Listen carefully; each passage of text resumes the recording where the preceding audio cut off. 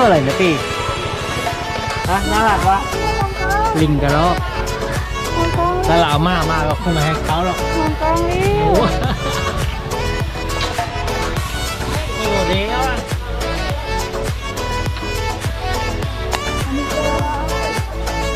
โอ้ถ่ายรูปทุกตัวเลยพี่เฮ้ยแต่เขาถ่ายมั้ย ตัวอะไรเนาะ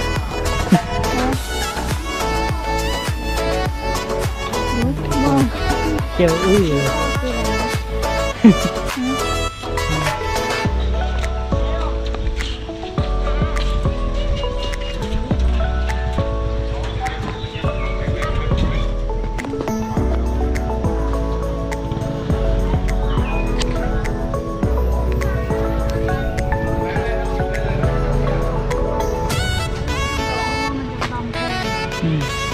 ด้วย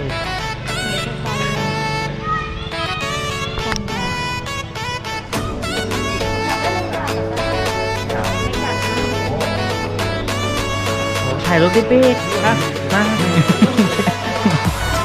เอาถ่ายโทรมาเดี๋ยวนี่เวลาตัวอะไรอยู่ที่โต๊ะนะดูนะพี่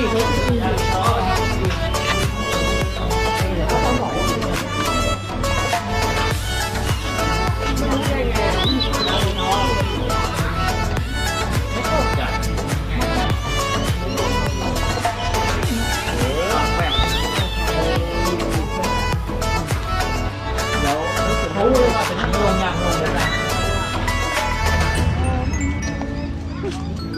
ว่าตัวอะไรโอ้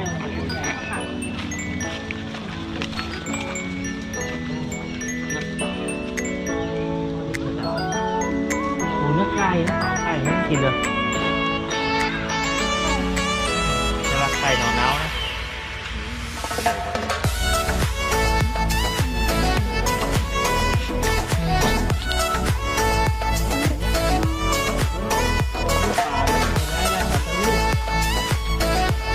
ที่ว่าลายเสื้อป่าเนี่ย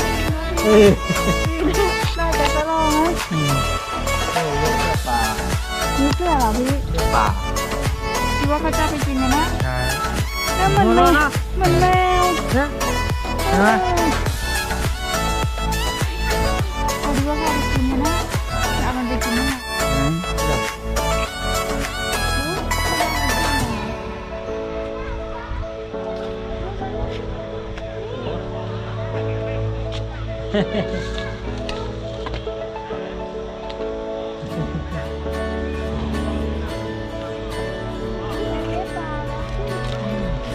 มันชอบไหมยังมันชอบมันนอนเหรอพี่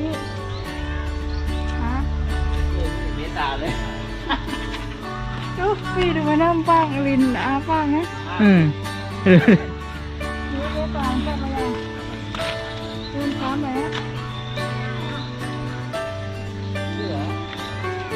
อะไรนี่ โอ้ย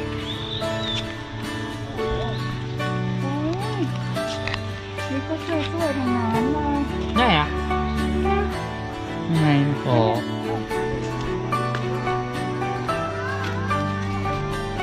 กลัวมันกลัวกลัวคน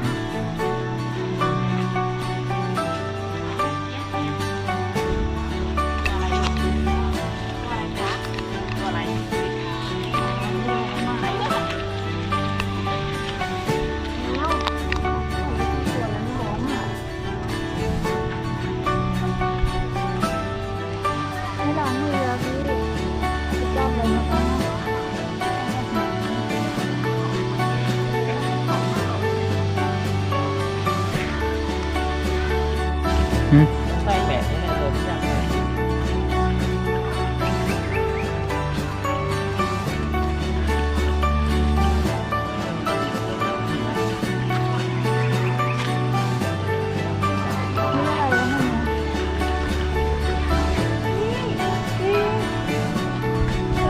ก็ตาย